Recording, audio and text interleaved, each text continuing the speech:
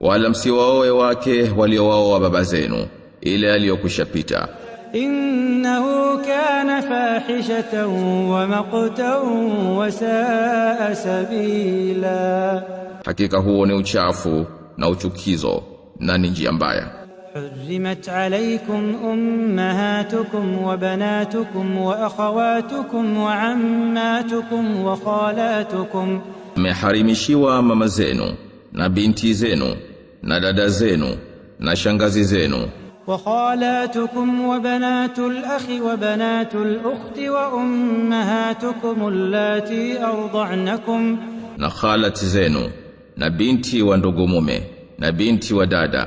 وأمهاتكم اللاتي أرضعنكم وأخواتكم من الرضاعة وأمهات نسائكم وربائبكم, na mama zenu waliokunyonyesheni na dada zenu kwa kunyonya na mama wa wake zenu na watoto wenu wa kambo walio katika ulinzi wenu,